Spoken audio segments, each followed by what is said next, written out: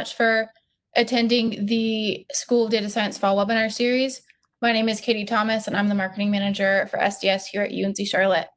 As you guys may know, this series was created in place of our 2 annual conferences, Analytics Frontiers and WID Charlotte, and features our keynote speakers from this past spring's event. After today's event, we have one more fall webinar event taking place on Friday, November 20th. We hope to see you all join us as we host a panel discussion on data analytics in the intelligence community. Registration for this event will be coming up or will be published within the next few weeks, so just stay tuned for that. And before we introduce today's keynote speaker, I wanted to share a little bit of information with you all about the school. So the School of Data Science was launched in January of 2020, and we offer 2 master's degrees, as well as a brand new Bachelor's of Science in Data Science degree. We're extremely honored to be an interdisciplinary entity, as we are a part of a 4-college partnership between the College of Liberal Arts and Sciences, the Belt College of Business, the College of Computing and Informatics, and the College of Health and Human Services. And as well, within this first year of us being a school, we were named a 2020 Inspiring Program in STEM Award recipient by Insight into Diversity magazine, as well as we were named a finalist for the Public Sector Project Award by the NC Tech Association. And I want to go ahead and thank our sponsors for today's event. Lowe's is our title sponsor, as well as Bank of America and CF Partners are our contributing sponsors. And last but not least, we couldn't host WID Charlotte without the help and support from the Women in Data Science Worldwide Initiative. We're extremely excited to have them as a partner. So with that, I would like to welcome Maddie Ivanova. She's a senior manager for data science and AI with Lowe's, a UNC Charlotte alumna, as well as a WID's Worldwide Ambassador, to introduce today's keynote. Thank you all again for coming to today's event. Thank you so much, Katie. Hi, everyone. I'm Maria Ivanova, and like Katie said, I'm the Senior Manager of Data Science at Lowe's and an ambassador for the great initiative, Women in Data Science. Unfortunately, this year, due to the pandemics, we needed to cancel this event, which our great speaker today, was supposed to be part of.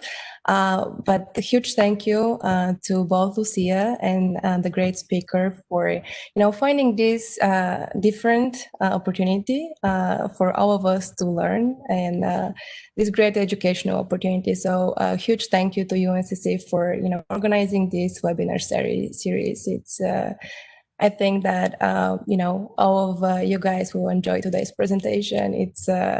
I have the great pleasure of introducing our amazing speaker. She has super impressive background and very interesting information to share. So our speaker today is Lucia Tian. She is Chief Analytics Officer at the American Civil Liberties Union, or ACLU. She leads the ACLU's Data and Analytics Department, which brings quantitative evidence to the courtroom and to the public through research on issues as diverse as voting rights, immigration, and criminal justice, and improves the efficacy of organizational fundraising, member engagement, and voter outreach work through testing and analysis. Sitting at the nexus of civil liberties and the use of data and technology, she helps inform the organization's data and AI policies to set the standard for smart and ethical use of data nationwide. Prior to joining the ACLU, Lucia was part of the McKinsey's Washington, D.C. office, where she worked with leaders in federal and local government clients across defense, transportation, revenue, and infrastructure on their most pressing strategic and operational problems. While at McKinsey, she helped build the consultancy's public sector analytics practice, bringing modern data and analytics capabilities to government functions. In 2016, Lucia served as the Deputy Director of Data Science for the Hillary for America campaign. Lucia graduated with a dual Bachelor of Science in Electrical Engineering, Computer Science, and Economics from MIT, and holds a master's degree in Economics from Harvard University. I'm sure that you all are curious as me on all of the great things that Lucia has to share with us today. So I'll, waste no more time and hand it off to Lucia. Lucia, you have the floor. Super. Thank you, Maddie, so much for that kind introduction. And I also want to really thank the hosts of this event for giving me this opportunity to speak with all of you.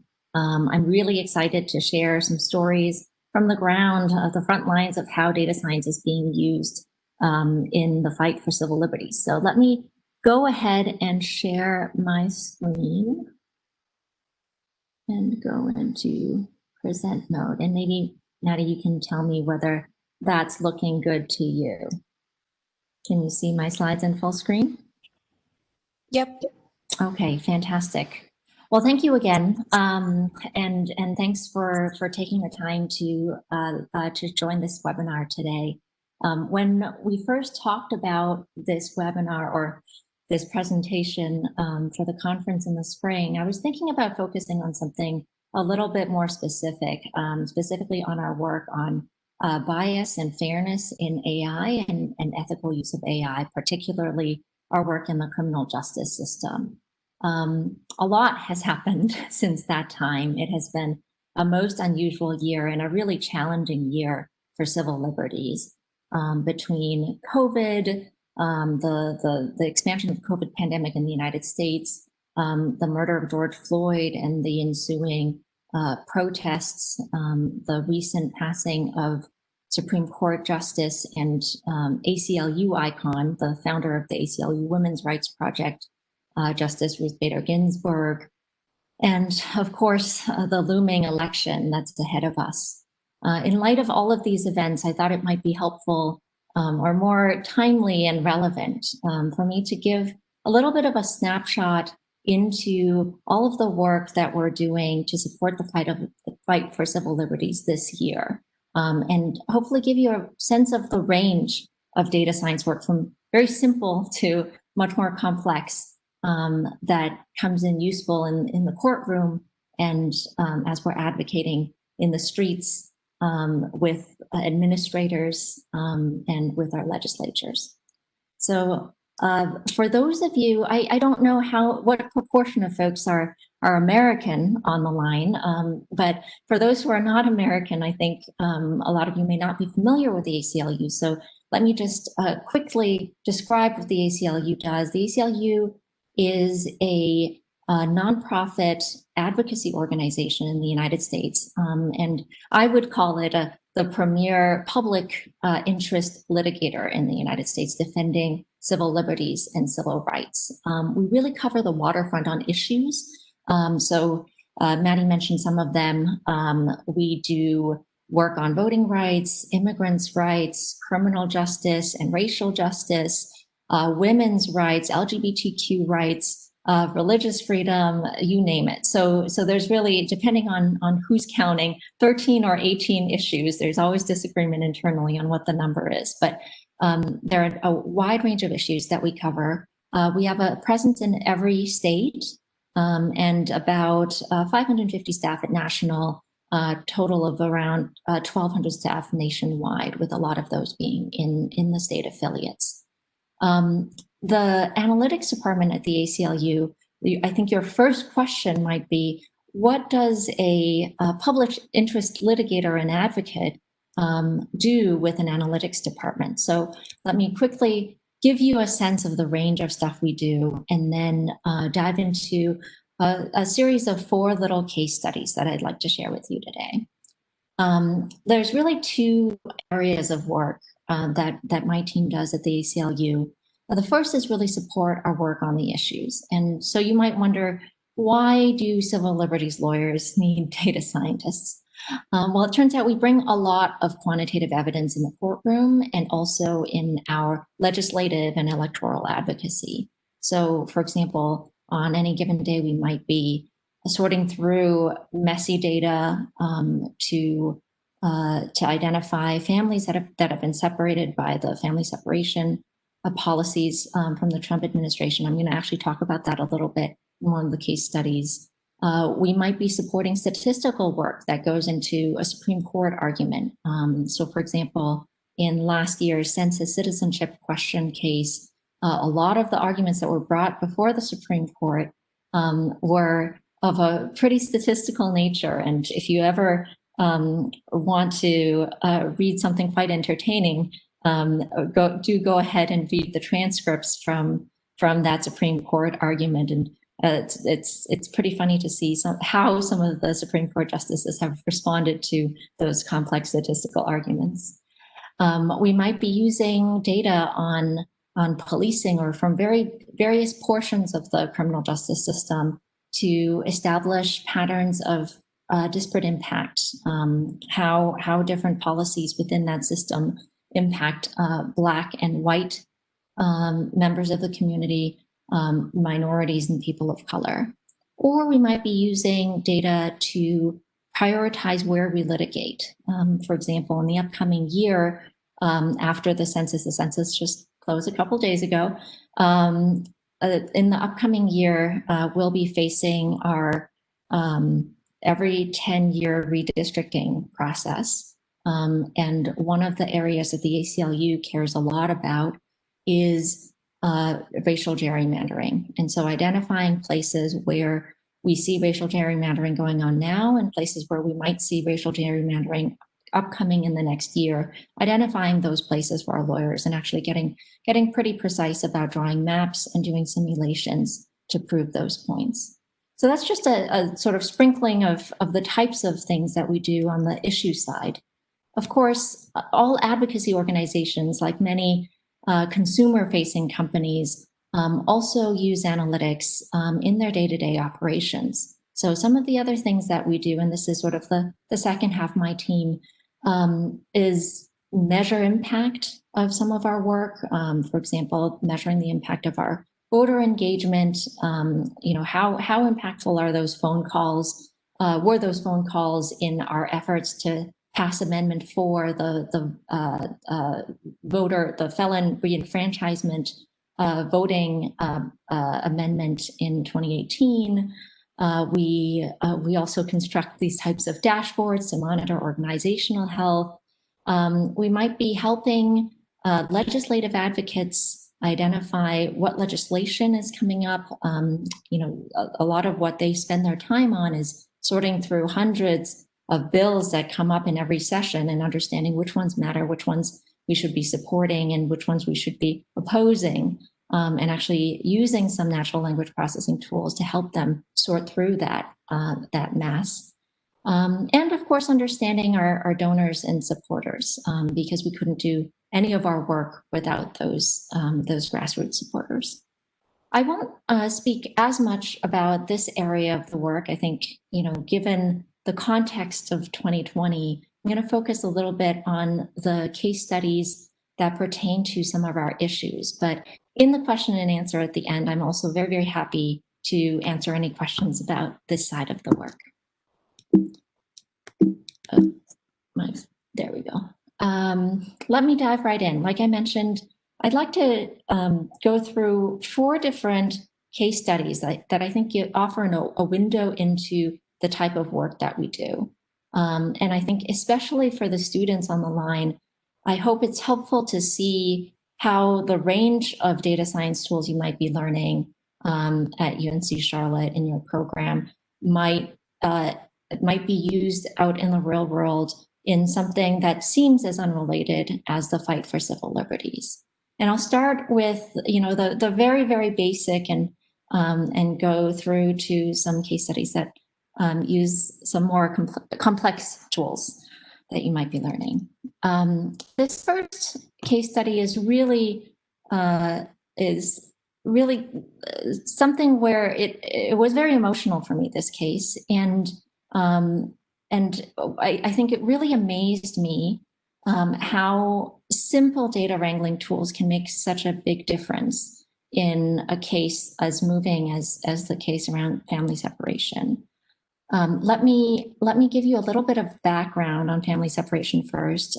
I imagine many of you paying attention to the news know about the Trump administration's terrible policy to separate immigrant families at the border.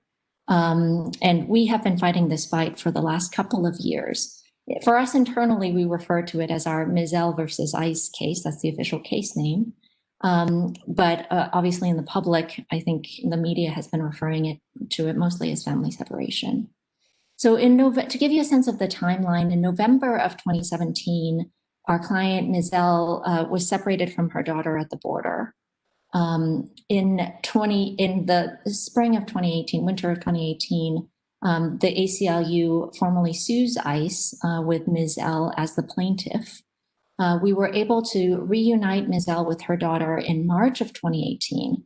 But unfortunately, that very same month, then DHS Secretary John Kelly announced on CNN that families using family separation might help deter immigration from Central America. And even more unfortunately, that policy was adopted formally and announced by then DOJ Secretary of Jeff Sessions in April of 2018. Fortunately, we were able to secure an injunction that ordered the government to reunite families in June of 2018. But unfortunately, a lot of damage had already been done at that point. At that point, thousands of children had been separated from their parents. And sadly, the government is not very good at keeping track of their own data. And in this case, data as important as where children were and where their parents were and where everyone was in the process was a complete mess. And the president even said in a public statement, ACLU, why don't you try to, this wasn't his exact words, but something to the effect of ACLU, you go ahead and track down the children and their families and unite them. And so we start getting data from DHS. Data starts coming in June of 2018. But I will say it's pretty terrible. It's really some of the worst data I've ever seen. It's not very big data, but it surely was very, very messy. And DHS admitted to this in their own IG report. I can really attest to this fact, none of the data that they provided us was accurate, complete, or reliable. It came in the form of hundreds of Excel spreadsheets from ICE, from CBP, also some from Health and Human Services. And it was our task to comb through these hundreds of spreadsheets and try to identify where children were, where their parents were, where everyone was in the process, who had been reunited and who hadn't been reunited. And to just give you a sense of how bad this data was, here are the shocking 35 different names for the unique identifier variable that were used in these many hundreds of spreadsheets. And so as you can imagine, this is a pretty challenging data wrangling problem. And I think if it hadn't been for our data science team, it would have taken our litigators and paralegals many, many hours to identify even a single person's path through the system. If you can imagine, if they're trying to identify which child belongs with which parent, even for a single child, and following them through the various facilities where they were held, they would have to open up individually many, many spreadsheets in order to try to get a sense of where they were. And so that's really where our data scientists came in. And our role wasn't glamorous. We weren't predicting anything. We weren't doing any regressions. We were doing nothing fancy, but just really organizing, validating, and describing the data so that we could find children, find their families, also help our litigators to ask new questions about how the policies were implemented at DHS. And finally, to tell the data story and bring some of that story to the public. This was a super, super simple piece that we put together. Maddie, let me know if you can see the website now on my screen. Yeah, I can see. Maybe you can expand it to the full window. So, we put together an article with just the most basic stats. And this was really the first time that the media got some insight and some numbers on how many children were separated, where they were held across many, many states, many facilities, as well as a sense of, what even ages they were and where they were from. And shockingly, there were some very, very young children in this data set. And I'm a mother of a toddler myself, so this, I think, was a very emotional project for me. And just knowing that every single line in this data was a child and their family was very moving. We continue to provide stats to let me go back to my slides here. We continue to provide stats to the media, to our litigators, and so forth on this particular case. Maddie, am I back in sort of full screen here? Yes, now I think now you are. Oh, is that good? Yeah, that's okay. Great. I'm going to move on and talk about some work that is one step up the ladder of sophistication. Sometimes we're asked to move beyond counts and talk about bring some descriptive statistics to the courtroom or to our advocacy. This is particularly relevant at many steps in our criminal justice system. As many of you probably know, our criminal justice system is very federated, so it's hyper local and at the state level, and data quality varies dramatically across different jurisdictions. But for many jurisdictions, we have been able to look at statistics that really reveal some of the racial disparities in the criminal justice system at all steps. I'm going to focus here a little bit on policing, but really this is throughout the system. One particular department that we have looked at recently is the Metropolitan Police Department in Washington, D.C. Over the last couple of years, the ACLU of D.C. has been able to advocate for the police department there to release more and more of their data on arrests, on stops, and on all sorts of pieces of the process, pieces of the policing process.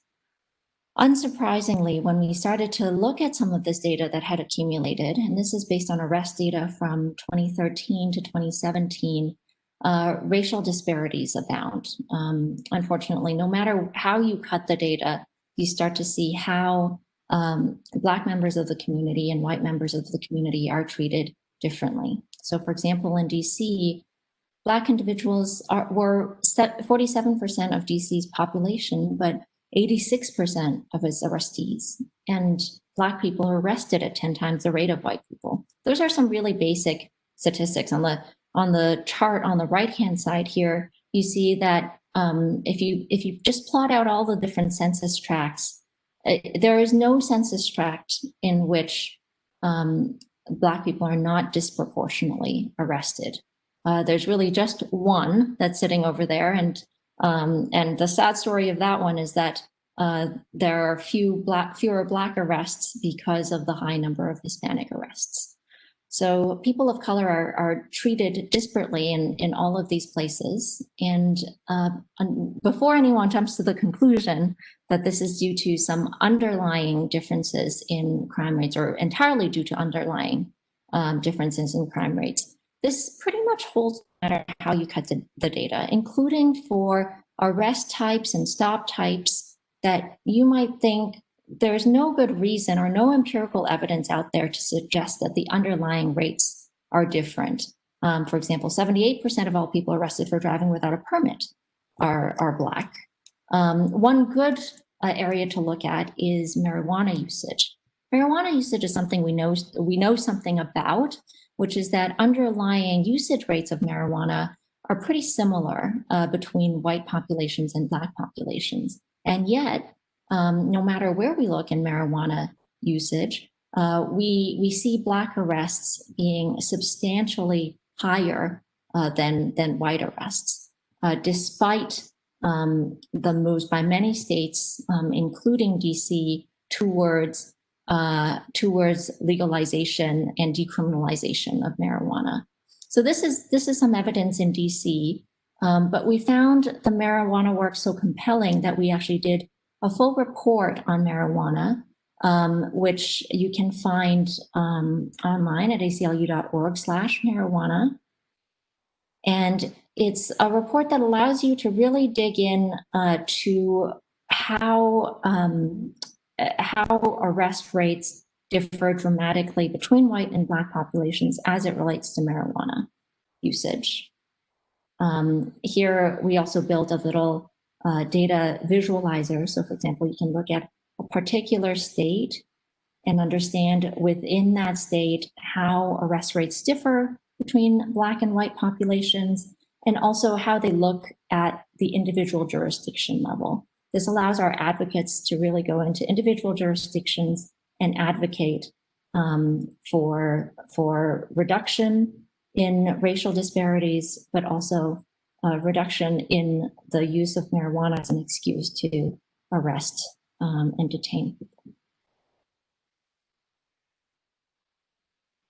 Sometimes these descriptive statistics can be really illuminating, but we recognize that there are a lot of problems with these basic descriptive statistics. And so one of the things that our team tries to do is bring in new methods wherever possible. We know that because there are a lot of unobserved variables here, the path from something happening to a police officer making an arrest is actually very, very complicated and has many unobserved portions of the process. And that's a strong possibility of omitted variable bias in almost everything we do. We try to bring in new methodologies wherever possible.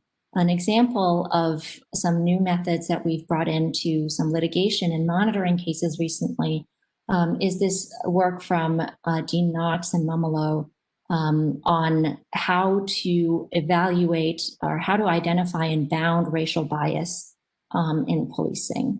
So if you're interested, I encourage you to read their work on this. Now I'm going to move on to two little cases that are a little bit more complex in nature, involve some modeling. As the COVID crisis was starting to take off in the US in February and March, our litigators and advocates immediately thought of the situation in this country's jails and prisons. The US, unfortunately, has the highest incarceration rate in the world. We are 4% of the world's population and have 21% of the world's incarcerated population. We also have terrible conditions in our jails and prisons as compared to most other advanced country economies. In jails in particular, people are bunked up. There's really no room for social distancing. No good ways to implement sort of the basic public health recommendations that we were all given to protect ourselves. There's really no way to protect the folks in jails and prisons. And so our litigators and advocates immediately recognized the problem of jails and prisons becoming hotspots for the transmission of COVID. In particular, we focused on jails. And this is because jails are really a revolving door of incarceration. 10.7 million people are admitted into jails every year. They stay on average just a few days. And what this means is actually a person every 3 seconds is admitted to a jail. Jails, unlike prisons, are these revolving doors for the transmission of COVID, because people stay in there such a short period of time and are sort of coming in and out. Remember that a lot of people are in jail only because they can't afford to make bail. And these people are folks who have not been convicted of a crime. So let me start from where we are now. This is from the New York Times, and this was back when, this was maybe a month ago, I took the screenshot. At the time, they were still reporting on, in their coronavirus feature, the top clusters. And as you can see, the top clusters of COVID were all prisons and jails. So this was of course not surprising to us, because as you can see, the conditions in jails and prisons are pretty conducive to the transmission of COVID. Here's just a couple of examples. The one on the left-hand side is the Fayette County Prison in Pennsylvania. The one on the right-hand side is the Harris County Jail in Texas. So how could we illuminate this problem back in March and April when things hadn't quite taken off? We worked on a paper with a couple of external academics, epidemiologists, computer scientists, and statisticians to actually build, at the time no one had built an epidemiological model of a jail and understand how that transmission mechanism could work between the jail as a hotspot and the rest of the community, knowing that people were cycling in and out of jails through the criminal justice system. So left-hand side here is the actual paper that we worked on with them, or a couple of data scientists on our team worked on.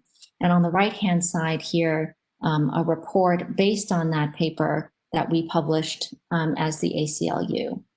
So what does the model look like? In graphical terms, this was a very standard SEIR, and probably many of you have seen these by now over the last couple of months, or at least seen these types of models being reported on and used in projections for COVID infection numbers.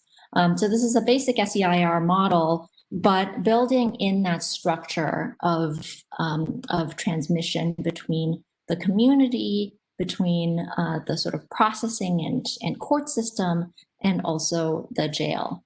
There are really two main mechanisms in here for communication between jail and the outside world. One is through the incarcerated folks moving in and out, and the other, of course, is also through the jail staff. That jail staff mechanism obviously also plays a role in prisons, and there's now a few other papers that really look at prisons as a mechanism. Here's what it looks like in math. A wild set of equations, and here's what it then looks like in code. So what did we do with this model? What we did with the academic model was extend it from one jail and community, because we really, in the academic model, we really focused on one jail and community and getting that mechanism right. And then customizing that to some of the specific parameter inputs for about 1,200 jails and communities across the US. So we looked at all jails with populations greater than 100 pre-COVID. And those jurisdictions cover about 90% of the US population. Based on that report, we were able to bring a nationwide advocacy campaign to draw attention to the issue, and also undertake state-specific advocacy. We targeted folks in states from governors all the way down to DAs and sheriffs. We also filed a set of, I think it's more than 74 now, I think this number is from maybe a month ago, but a set of at least 74 legal actions trying to get high risk for COVID and a low risk for anything else, folks out of jails and prisons, and depopulate them as much as possible, allow for social distancing among the folks that remain. We were able to, at last count, get 50,000 people released directly, and of course the fight continues. And finally, as a last little case, I'll look ahead to the election. I'm sure many of you are anxious about the upcoming election on November 3rd, as am I. Please go vote. It's my little pitch. It's very, very important to vote in this election, as in all others. The ACLU is a proudly nonpartisan organization. But we care very much about voting rights and making sure that every vote counts. There's a lot of problems that we're anticipating in this election. There are problems that are always true in every election. For example, long lines at polling locations, problem with polling machines, problems with provisional ballots and absentee ballots. But there are also some problems that are very, very unique to this election. And I wanted to share with you one of the areas that we're keeping a particular eye on. Some of you may have seen a couple days ago, the New York Times published this very helpful interactive that tells you how absentee ballots are processed in every state. Having quite a bit of familiarity with state election administration myself, it never ceases to surprise me how different every state and in some states every county are when it comes to managing, administrating an election. And in particular, there are some states that don't start processing absentee ballots until very, very late. This is a particular problem this year because of the large number of absentee ballots we're expecting. Many states are allowing for no excuse or COVID-related excuse absentee ballots. So we expect many more people to vote by mail this year. And as you can see, some of these states, in particular Wisconsin, Pennsylvania, Michigan, Iowa, and New Hampshire, don't start processing absentee ballots until the day of the election or just before the day of the election. And what I mean by that is most states don't start counting ballots until election day, or certainly don't report the counting of ballots before election day.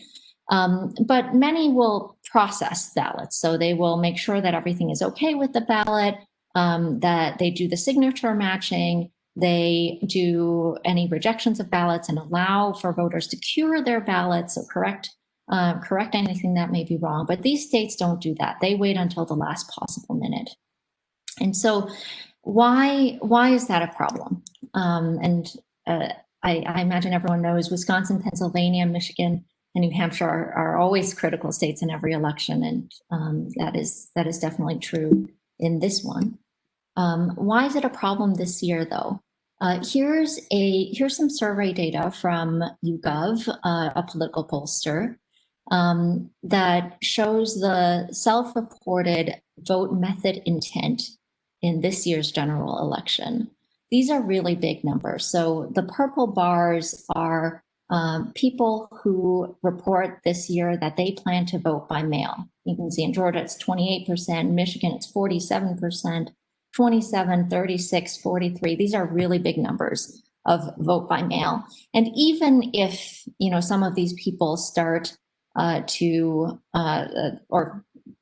don't request their ballots in time and do end up voting in person on election day, we are already seeing ballot request numbers in real time through the roof. So we know that many people intend to vote by mail. What problem might that cause on election day? The other factor in here, other than people intending to vote by mail, is that there's substantial polarization this year of who intends to vote by mail. You'll see on this final chart that I'll show everyone that results in the vote by mail ballots we expect to be quite different from the results in the in-person voting. So there's already been a little bit of reporting and attention to this in the media. But what we see, especially in these states, is that, and let's just look at Michigan as an example, is that folks who are, and this holds regardless of if you look at the horse race between Biden and Trump or if you look at party registration, but Democrats are disproportionately reporting that they plan to vote by mail as compared to Republicans, or Biden supporters are disproportionately reporting that they plan to vote by mail versus Trump supporters. This is particularly stark as you start to look at a state like Michigan, where the in-person in each little block here, which is a state, the left-hand side bar chart represents the at least the survey result when you look at those who plan to vote in person, and the right-hand side set of charts represents the result for the total sum of in-person and vote by mail. So as you can see, the in-person vote in Michigan, at least in this pretty large survey representative survey sample of likely voters, looks like it is going in a big way to Trump. Whereas the overall result, Biden holds an edge, at least in the polling. This makes us particularly worried in these states. I will repeat again, not because we are partisan, but because we want to make sure that every vote is counted and that there's an accurate result being reported. I think what we're very likely to see at the end of Election Day in Michigan is that if all of the in-person votes have been counted, but not the absentee votes, and it will probably take some more time to count all of the absentee votes, it may look like the result is different than it would actually be once you've counted every vote. And so based on some of this information, we are already planning advocacy and also keeping litigation tools in our back pocket to make sure that the full vote is counted and that there is no effort to stop the counting of remaining absentee ballots. Where the predictive work comes in here for us is these are the state top lines that you're seeing. Unfortunately, in the United States, elections are really administered at a very local level. And so counties have a lot of authority over how elections are run. And so really understanding this kind of data at the county level is important. And so we are doing some predictive modeling now to understand where this discrepancy, and it could go in both directions depending on the race, but where this discrepancy between the final result and the in-person vote result that might be reported on election night is likely to be the most different, and to be able to focus our litigators and our advocates' attention there. That really brings me to the end of the 4 case studies that I wanted to share. So I think that is good timing to leave 15 minutes for folks to ask their questions. Awesome. And guys, just to let you know, I just put in the chat for everyone. If you have a question for Lucia, please put it in the Q&A section below and we'll get it answered for you.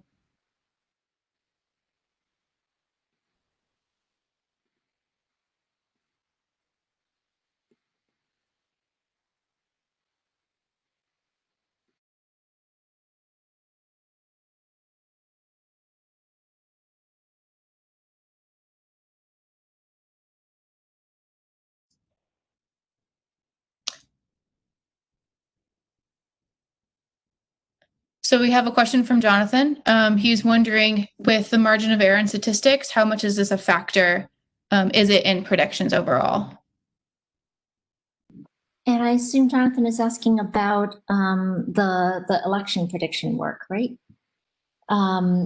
It is a huge factor. So I had the privilege and maybe misfortune of leading the data science team on the Hillary for America campaign in 2016, and saw firsthand how survey results can go awry And I'm under no illusions that surveys are any more accurate this year than in previous years. If anything, I don't think survey technology has improved substantially in the last 4 years, and response rates continue to drop, especially in phone surveys. And so it is very, very challenging to get an accurate read of the population of likely voters.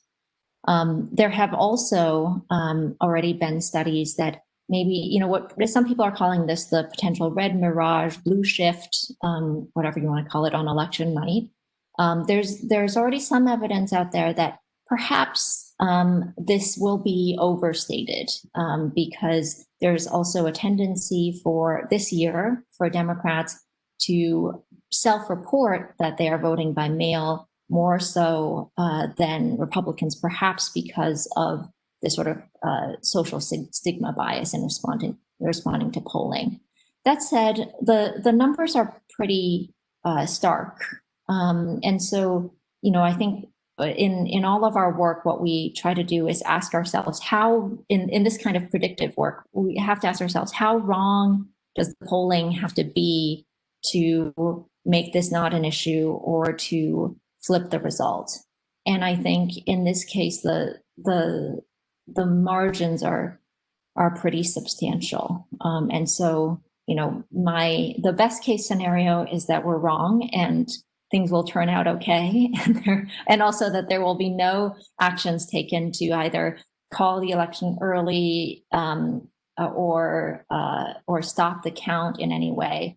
But I think for us, it's best to be prepared.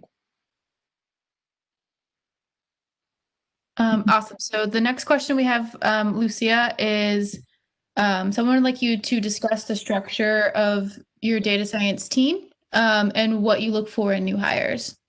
Yeah, happy to.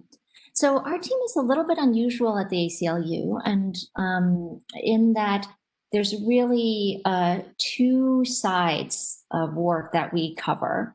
One side is much more this sort of social science research on our issues. And then the other side is really, in a consumer company, it would be called marketing analytics, right? We call it engagement analytics. It is looking at how we engage with our donors, with our supporters, with our organizers and our volunteers, and with the general public and voters. So there's really two types of things that we do. I love having these two functions under one roof because there's actually a lot of overlap in skill sets and kind of synergy and ability to share capacity as work ebbs and flows across those two areas.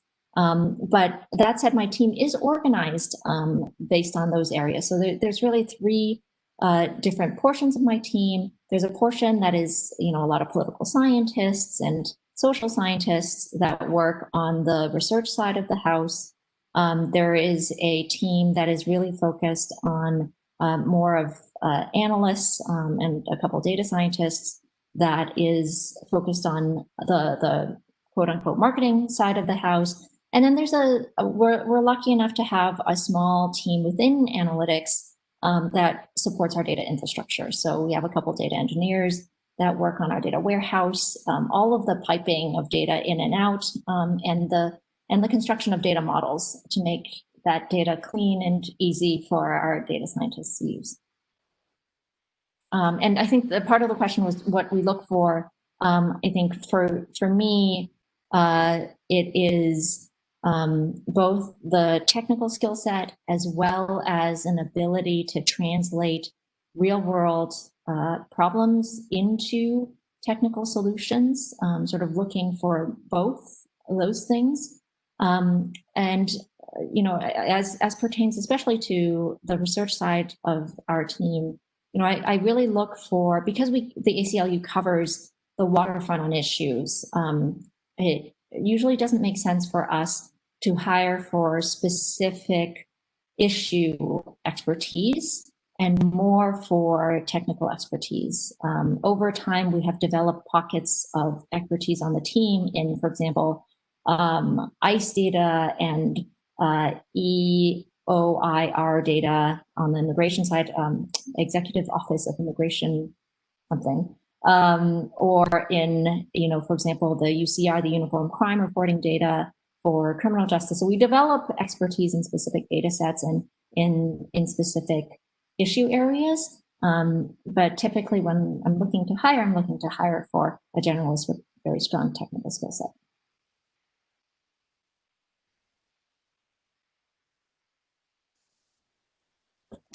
Awesome. Maddie, did you want to ask the next question?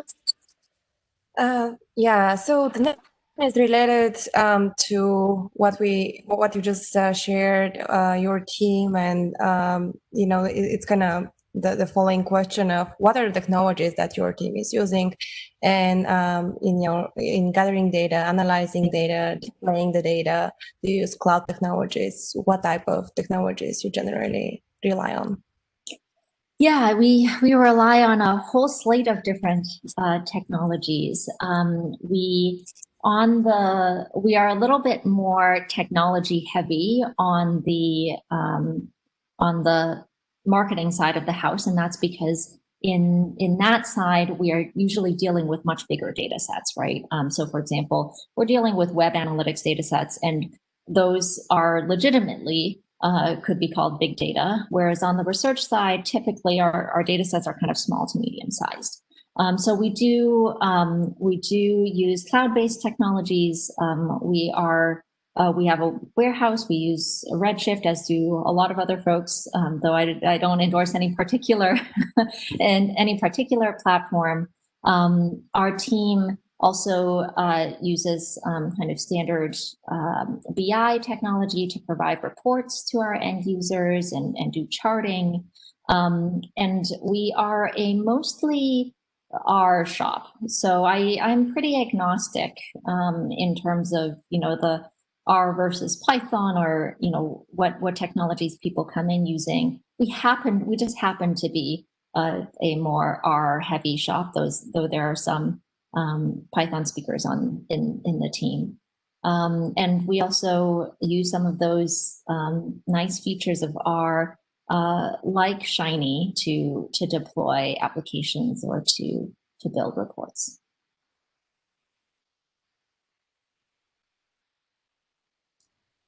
Awesome. I really want to jump to this question that Doug asked. I thought it was really interesting.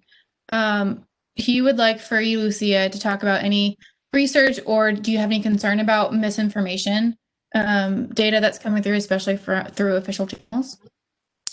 That's a really great question, and it's something that we struggle with all the time. And I will say, usually I am thinking about it less in terms of misinformation and just more in terms of bad data. I think having worked in analytics for government agencies and departments, it never ceases to surprise me how antiquated IT systems are in government agencies and departments, as well as how poorly I think those departments and agencies are staffed up to actually make use of the information that is in their systems. And so from when we think about getting government data through FOIAs, or in our litigation cases through discovery, my philosophy is never ascribed to malevolence what can be ascribed to incompetence. So I think in a lot of cases we get misinformation that is not intentionally misinformation, but just poor information.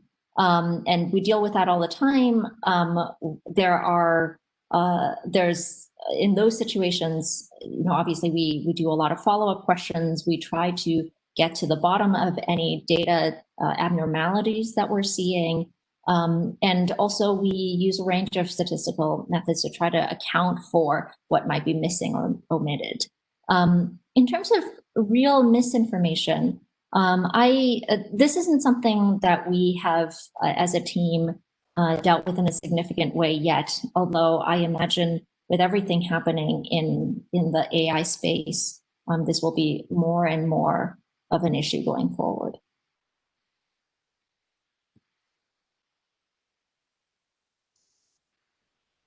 Awesome. Maddie, you want to ask the next question? Oh, sure do. So the next question is, could you expand on what was used in the interactive prison data that was available online? I think the interactive we're talking about is the marijuana report, I assume. Because the COVID in jails work was not, we didn't have the time to create any kind of interactive around that.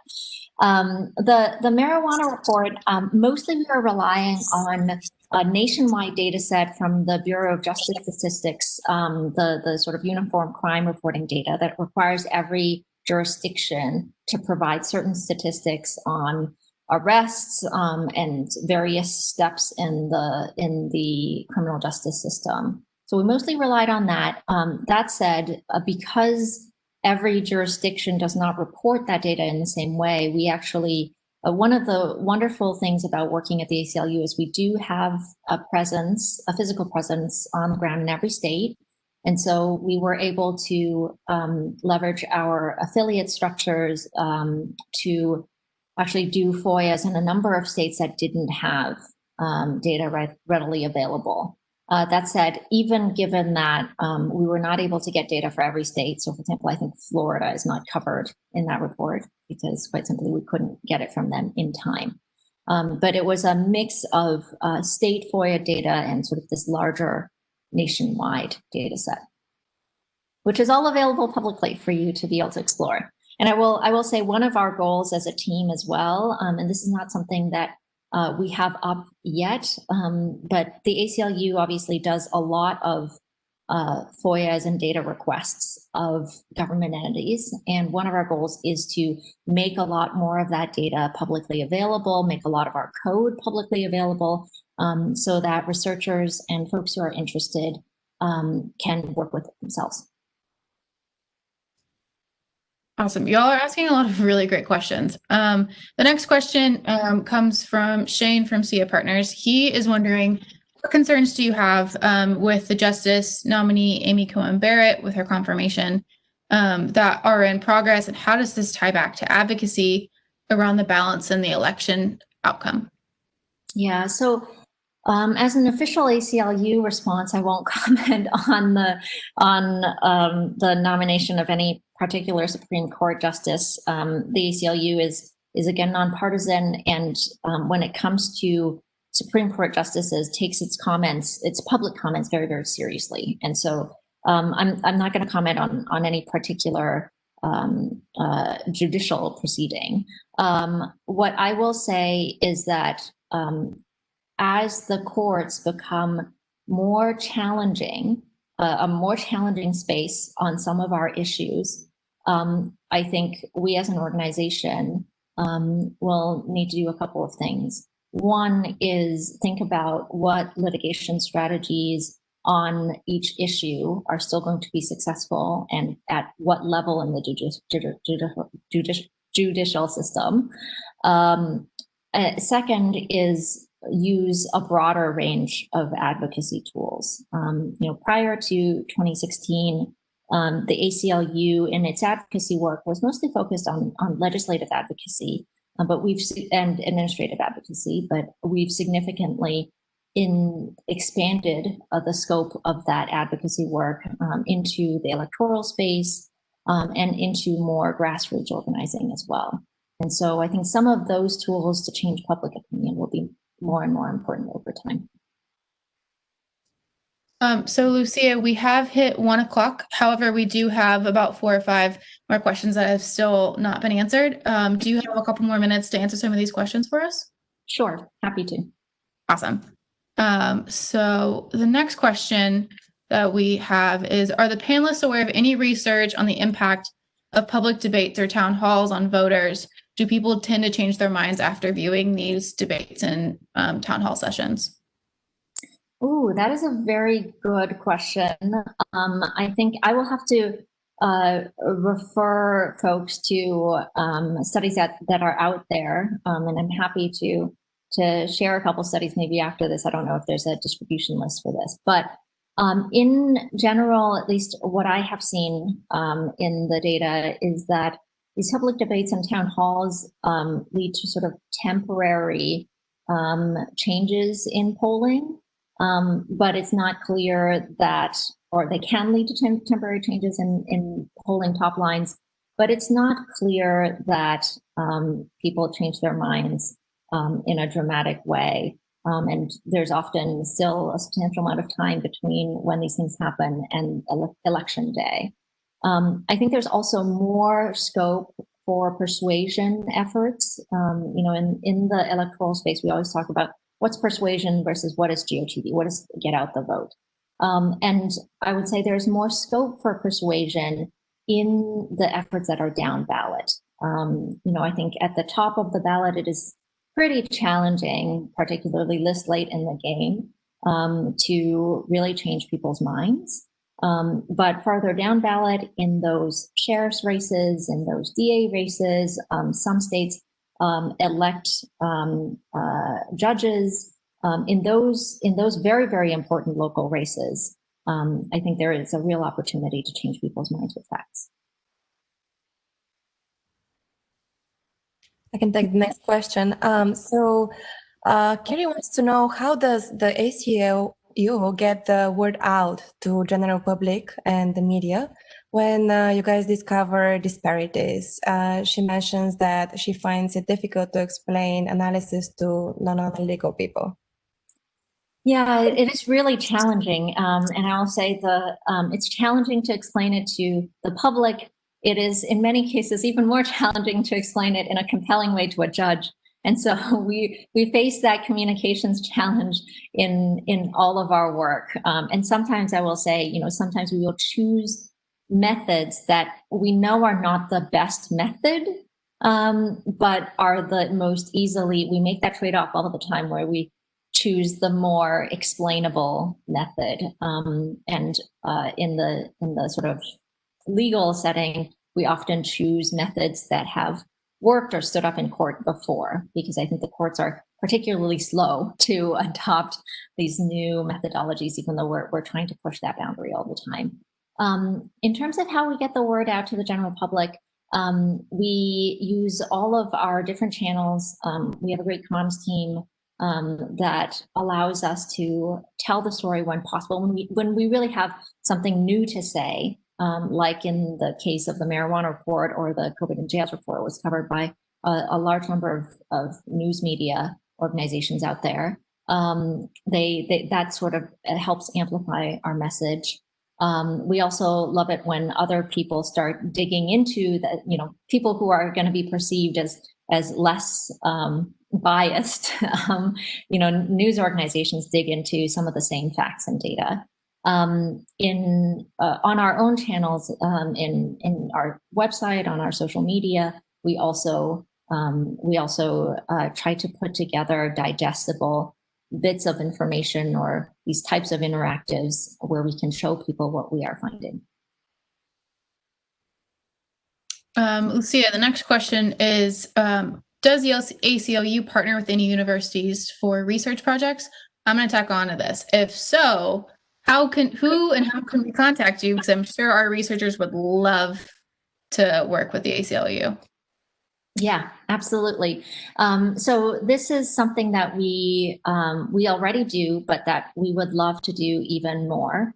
There are, as I mentioned, in one of the little case studies that I talked through, that was a paper that was joint work with several researchers at different universities, at 3 different universities. And we would love to do more of that type of work.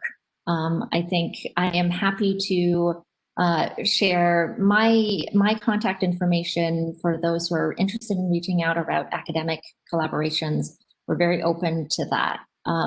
As I mentioned, we also are looking forward to being able to share more and more of our data in a public data portal, and more of our code for academic researchers to use.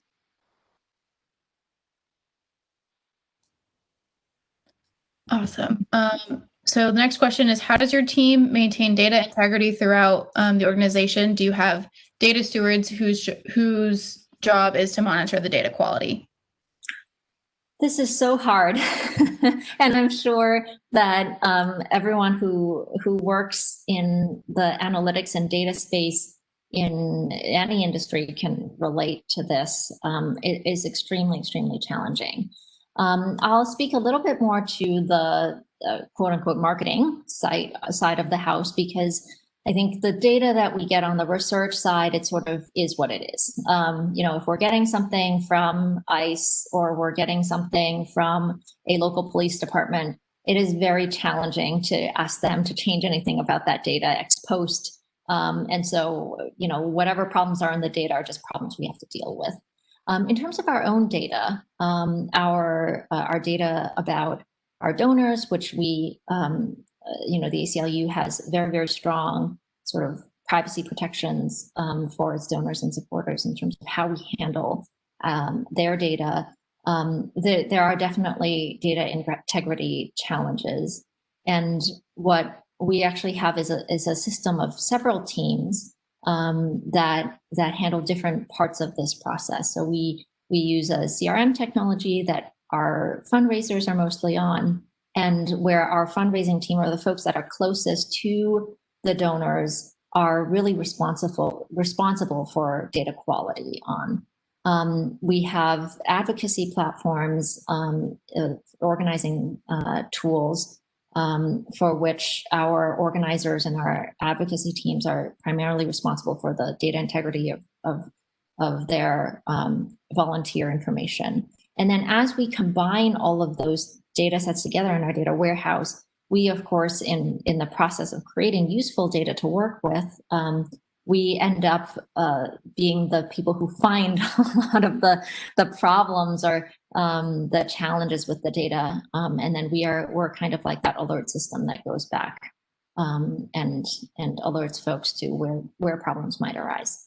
But it's definitely distributed.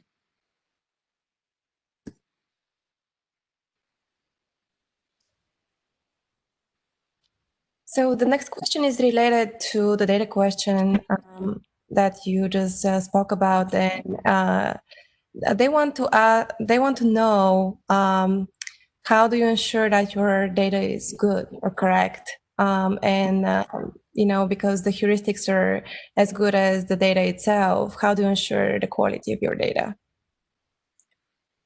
Yeah, this is a very challenging question. I think doesn't have a single good answer.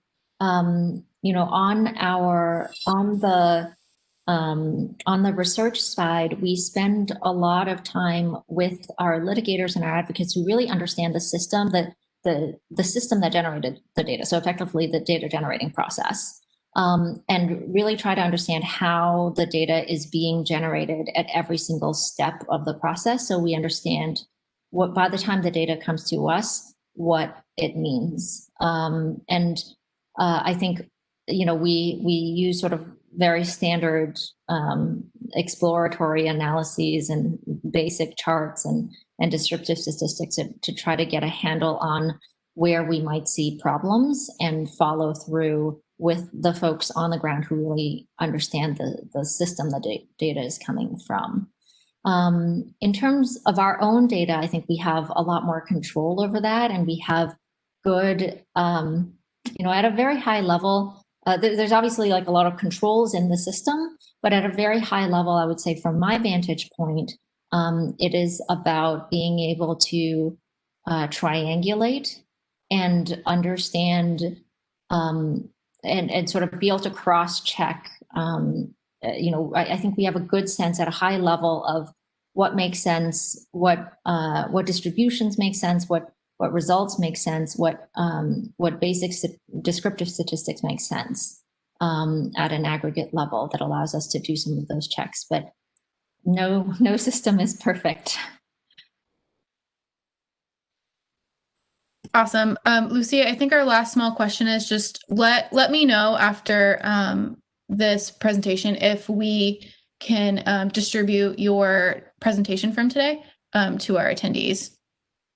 I think it shouldn't be a problem, but let me just double check a couple of the slides. Awesome. Well, thank you guys so much. You asked a lot of amazing questions. Thank you, Lucia, for being our keynote today. And thank you to all of our sponsors for allowing us to host this awesome event. We have also recorded this presentation. So if you want to watch it again, or if you have any coworkers or who weren't able to tune in, we'll be posting the link next week on our YouTube channel. Thank you guys again for attending. We hope you have a really great rest of your Friday.